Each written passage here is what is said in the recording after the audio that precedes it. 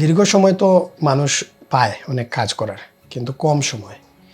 এই কম সময়ে আপনি যদি আপনার কর্মপরিধিরে বৃদ্ধি করতে পারেন, যত বৃদ্ধি করবেন, কর্মপরিধি বলতে আপনার চিন্তা যত দূর যাবে, চিন্তা থেকেই তো আপনার কর্ম, আপনার সৃজনশীল কাজ, সামাজিক কাজ বলেন, রাজনৈতিক কাজ বলেন, শিল্প সাহিত্যের কাজ বলেন, সবই চিন্তা থেকে। চিন্তা যত দূর দৌড়াতে পারবেন, কাজ তত দূর হবে। অল্প সময় কিছু যদি মানুষ তো এরকম একটা কথাও বলে যে যারা ধর্মে বিশ্বাসী তারা বলে যে আল্লাহ আমারই নিয়ে নাও, আমার কোনো সমস্যা নাই, কিন্তু আমি যেন কিছু একটা করে যেতে পারি। এই কিছু একটা করে যাওয়া, মানুষের জন্য, সমাজের জন্য করে যাওয়াটাই হচ্ছে প্রশস্ত করা। যত করবেন তত প্রশস্ত হবে। এখন আসলে দীর্ঘ জীবন পাওয়াটা বড় বিষয় না, কাজই আপনার বড় বিষয়। সাধারণত লোক ঘরানায় যত ঘরানা আছে সবগুলাই আপেক্ষিক উপমা থাকে, সেটা থাকে তাদের জীবন অভিজ্ঞতার। যেমন আমরা দূরবীন শাহে যদি যাই, দেখবেন দূরবীন শাহের বাড়িতে তো আপনি গেছেন, টিলার উপরে, সামন দিকে সুরমা, আরেক দিকে চেলা নদী, ওপারে বন্ধুয়ার বাড়িরে, মধ্যে মায়া নদী। এই যে মায়া নদী, দেখবেন সামনে একটা নদীর অস্তিত্ব আছে, সুরমা নদী, অন্য পাশে চেলা নদী, দুইটা নদীর অস্তিত্ব আছে, ওনাকে ঘিরে বসে আছে নদী। আবার ওইদিকে বনগাঁয়ের দিকে বিস্তৃত পাহাড় আছে, ইসামতির ঘাট থেকে ওই সম্ভবত ফকিটিলার কিছু পর পর্যন্ত বিস্তৃত হাওর আছে।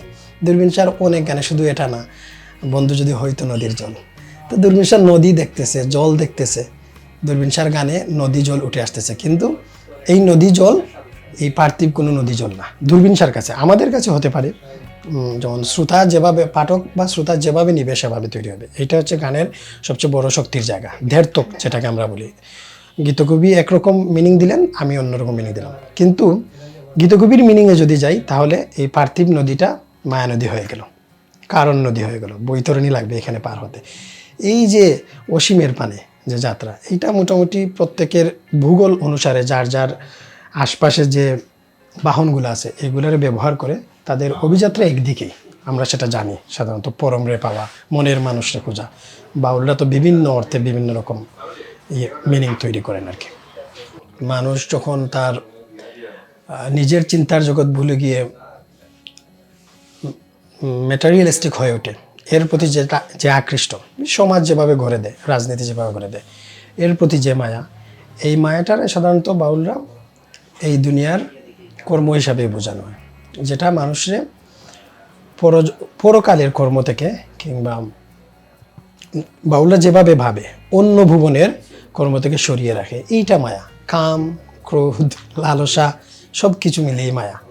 এই মায়ের মধ্যে পবিত্র মায়া হয়তো আছে, এটা বিভিন্নভাবে ব্যাখ্যা করা যায়। প্রেম আছে, চমৎকার প্রেমের তো চমৎকার মায়া আছে, এখানেও তো মনের মানুষকে খোঁজা যায়। তো মায়া দুই অর্থে আছে, পজিটিভ নেগেটিভ দুইটা অর্থেই মায়া আছে, তবে এই দুনিয়াবি মায়াটাই। আর এই মায়া থেকে চলে যাওয়া, যে স্রষ্টারে যে ডাকা, বাউলদের যে ডাকা, মনের মানুষের যে ডাক দেয়, সেইটাও মায়া।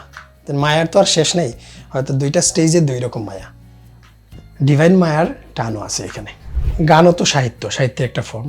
সাহিত্য আসলে গৌণ একটা যাত্রা। আপনি দেখবেন আমরা একই কথা বলি, কিন্তু কে কিভাবে বলতেছি, কে কতটুকু অন্যের কাছে মানে অ্যাট্রাকটিভ করে তুলতে পারতেছি, এইটা হচ্ছে বিষয়। টেনে নিয়ে যাচ্ছি আমরা। বাউলদের দেখবেন আপনি কয়েকটা তত্ত্বের উপরই হয়তো বাউল গান দাঁড়িয়ে আছে, কিন্তু বলতেছেন বিভিন্ন আঙ্গিকে। একটু আগে আপনি আর আমি একটা কথা বললাম যে সত্তার পাগলাকে নিয়ে, তো ওনার গানে দেখবেন উনিও মরমী ধারায় গান রচনা করতেছেন। একটা গান আমরা বলছিলাম না, কেশরী লো কেশরী ফাইফুরা তোর খালার বাড়ি।